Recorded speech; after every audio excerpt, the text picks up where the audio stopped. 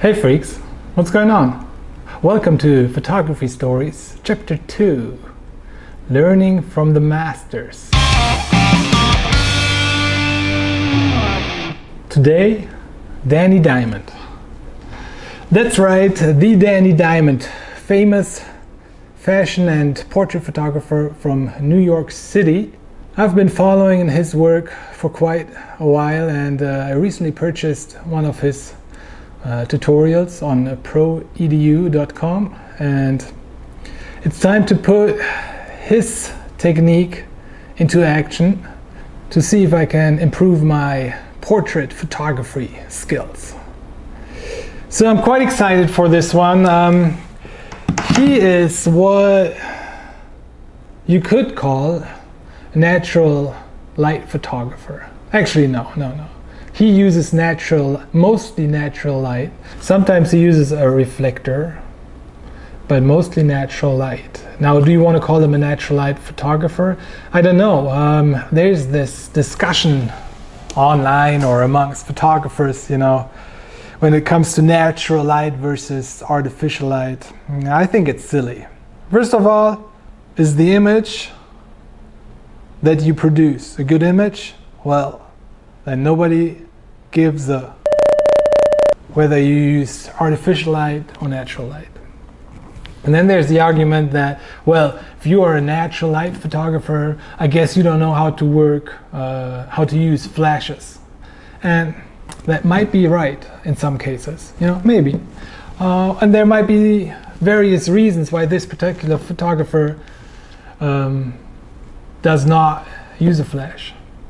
But still, if they produce images that are good and that people want to buy or are interested in looking at, then still nobody cares, from a reception point of view, what kind of light you used. Now, I am interested in what kind of light I use, and if I want to learn from other photographers, then I'm interested in what kind of light they use. But to generalize about natural light photographers and make all these judgments that you can find online and those discussions that just kind of, to me, waste of time, if it doesn't bear any productive fruits, so to speak, if that makes any sense. Well, because I know that Dani Diamond, while he uses mostly natural lights for his portraits, he knows very well how to use flashes and all that, so that argument doesn't hold in his case, and in my case kind of too, because I actually use flashes for 90% of my work. I use flashes all the time, and a lot of times is it either be it for portraits or real estate or car photography or whatever it is. Most of the time I get rid of all the natural light. I crank up the shutter speed as far as necessary to get rid of all the natural light. Mostly I only use external flashes, and I actually don't know how to use natural light that much as good, so you could twist it around. That external flash user, he doesn't even know how to use natural light, so whatever. But that's why I'm excited for this shoot here, for this project, because as I said, he uses natural light, and in his workshop he goes over how to find what kind of light you're looking for and how to find it. So I understand how light works. I know what kind of light I'm looking for in this shoot. I'm looking for straight light that is soft, so I'm looking for overcast, hopefully, and if it's not overcast, I'm looking for shady areas, and then I got to pay attention to where the light comes from.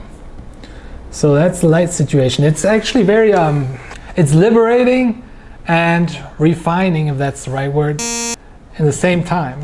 It's refining because I don't have control over the light. I can't have more light come from the right and less from the left and put some here and put some there. I have the light that I have, and if I don't like the light, well, I gotta, you know, position the model differently or choose a different location, but I can't change the light. So that's not refining, confining was the word, right? Yeah. But then on the other hand, it's very liberating because now I don't have to carry light stands and carry lights and set up lights and change you know, the exposure of the light. So it's just me, my camera, and the model. So that's exciting because that sounds very freeing. I'm looking forward to that, and that way can put much more effort and emphasis onto areas that I sometimes neglect, or some areas that I always neglect. So I feel very confident that in composition and camera setting, stuff like this. In his workshop, Dani actually lists 10 aspects that go into a good photo. I don't want to name them all here, but 2 of those are, you know, camera settings and composition, which I think I feel very confident that it is somehow ingrained into my workflow. Other aspects, such as, for example, color theory, I don't feel very confident at all. And that's one of the main points that I want to focus on during the shoot. Other than the whole light situation, it's going to be the color theory. So I really want to make sure that the hair color, because in one instance I'm going to have a red-haired model, so that hair color, skin tones, outfit, and background work well together in regards to color.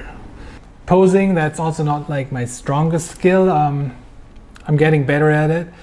For this project, I made it a point to go through Dani's portfolio online and verbalize a lot of my favorite images in his portfolio, and verbalize the posing, you know.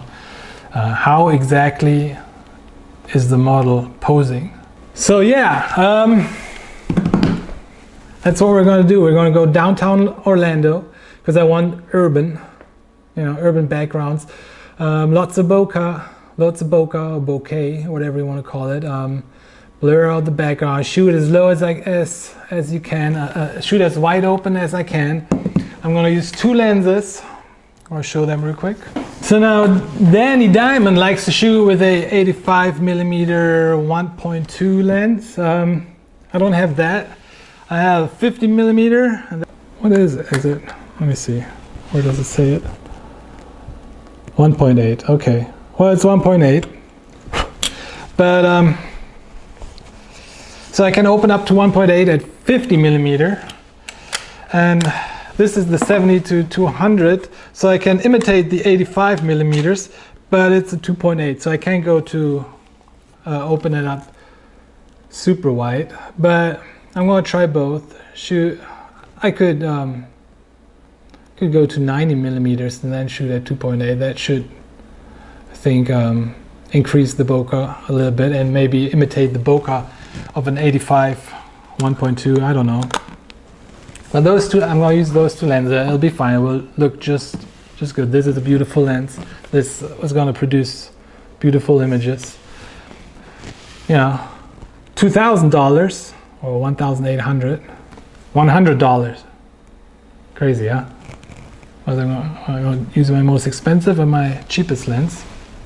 Enough talking. Let's go shoot.